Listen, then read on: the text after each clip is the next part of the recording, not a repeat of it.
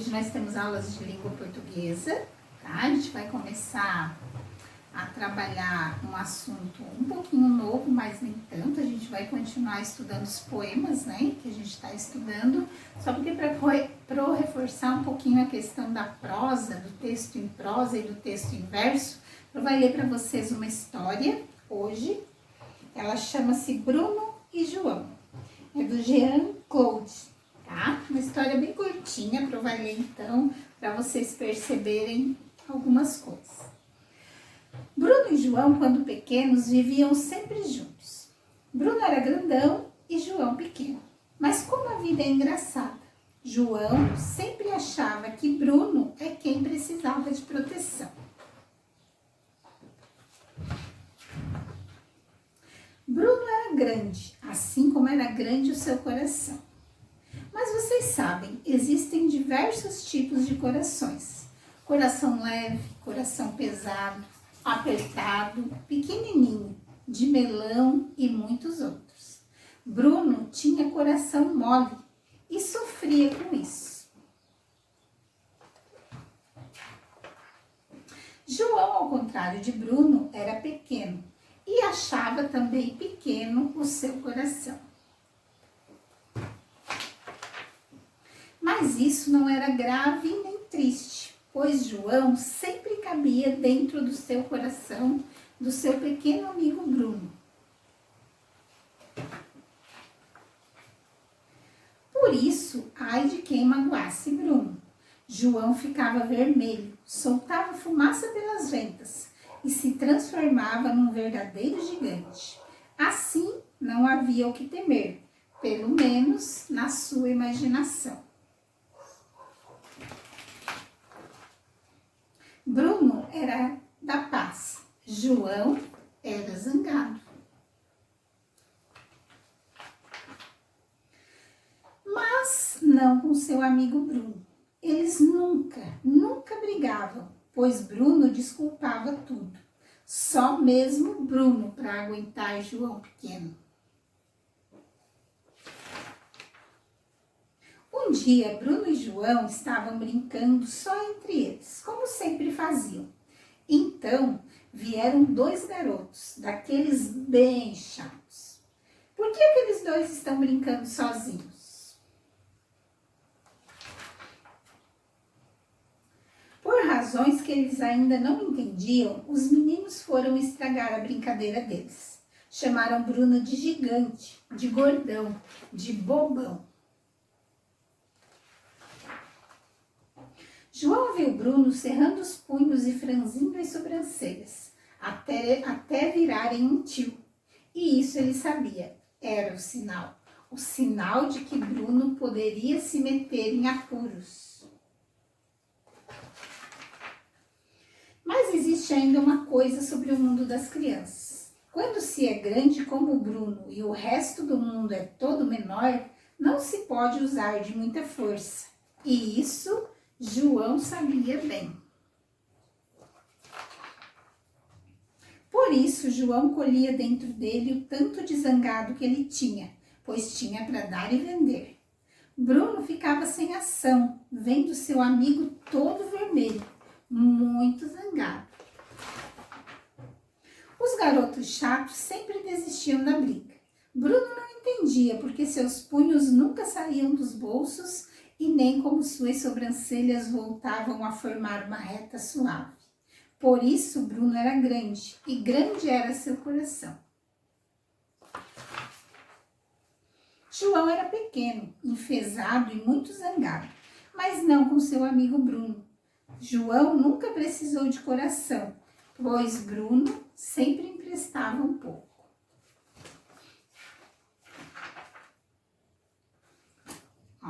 Esse aqui é o livrinho que a Pro leu para vocês, então, Bruno e João. Por que a Pro leu essa história para vocês? Porque agora, hoje, a gente vai estudar na língua portuguesa, a gente vai ler um soneto de amigo. É um poema e vai estar falando também sobre amizade.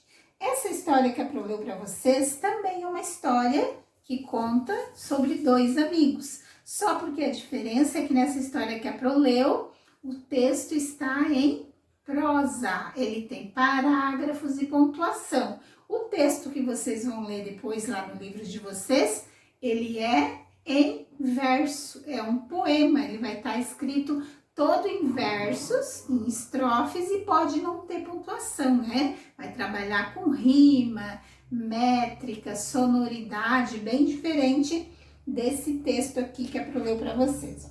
Essa história, ela foi escrita por Jean-Claude. Esse menino, ele nasceu aqui no Brasil, a mãe dele era brasileira, mas o pai era francês. Então, com 1 ano de idade, ele voltou para a França, eles foram morar na França. E ele ficou morando lá por 11 anos. E depois, então, com 12 anos, ele voltou para o Brasil e logo depois ele já começou a se interessar por ilustração de livros, né? E hoje ele já publicou mais de 20 livros, ele faz a história e faz a ilustração também. E da onde que surgiu essa história? Ele conta que ele estava em casa um dia e recebeu um telefonema. Atendeu, né? Alô, quem tá falando? E do outro lado o menino falou: é o Pedro, eu queria falar com o pequeno João.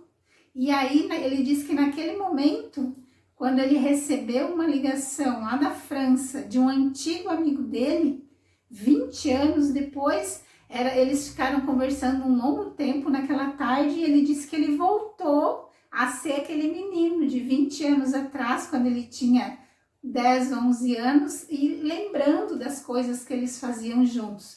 E que foi muito bom, que aquelas lembranças daquela amizade estavam guardadas ali com ele. Por isso, ele escreveu esse livro, né? Bruno e João. Não era Pedro, era Bruno, né? O nome do amigo dele. João é ele, ok? Continuando então. Depois a Pro vai pedir para vocês ler lá no capítulo 5 do livro de vocês, vai falar os sentimentos que o soneto canta. Vocês vão ler aquele poema que tem lá, que chama Soneto do Amigo, que é do Vinícius de Moraes. Vinícius de Moraes, ele é um poeta brasileiro, né? Escreveu muitos livros, produziu muitos textos. Ele era formado em letras e também em direito, então ele teve 2 profissões. Por isso ele viajava muito. Ele morou nos Estados Unidos um tempo. Como ele era formado em direito, ele trabalhava como diplomata aqui no nosso país. E junto com isso, era escritor também. E viveu um tempo fazendo as 2 coisas. Depois de um tempo até ele foi afastado, né, da diplomacia e ficou só produzindo textos então. E ele tem várias obras muito legais, né, feitas aqui no Brasil. Depois, se vocês quiserem, vocês podem procurar outros textos produzidos pelo Vinícius de Moraes, então. Lá no poema que vocês vão ler, também vai contar a história de amizade entre 2 pessoas. Só porque vai ser diferente daquele ali, por isso que a Pro falou. O poema que vocês vão ler, ele é um soneto, o nome já fala, né? Soneto de amigo. O que é um soneto? Então, é um texto escrito em verso.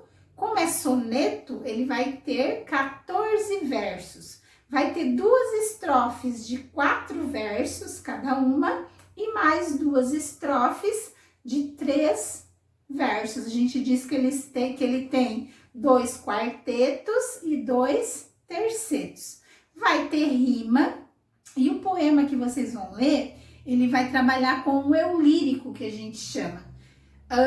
Quando trabalha com o eu lírico, é como se o poeta, geralmente o poeta não está falando dos sentimentos dele, ele está falando dos sentimentos de um personagem, né? Sempre que fala em lírico, é ligado a sentimento, pode ser amor, paixão, amizade, qualquer espécie de sentimento bom, assim, né? É um exagero de sentimento. O poema lírico, a gente acredita, né? A literatura diz que ele veio da Itália, porque lá, como a gente viu que aqui no Brasil existe o poema de cordel, que é feito com instrumentos musicais, né? O poema lírico lá na Itália, ele era declamado com violão também e com a lira, que é um outro instrumento, então por isso que chama poema lírico. Aqui no Brasil não tem esse costume, né? Mas o nomezinho então ficou. Lá no poema, vocês vão fazer a interpretação deste poema, né? Vão ler com bastante atenção, vão tentar responder aquelas questões que tem lá. E vocês vão perceber que o poema, ele vai ter métrica. O que é métrica? Todos os versos, eles vão ter o mesmo número de sílabas.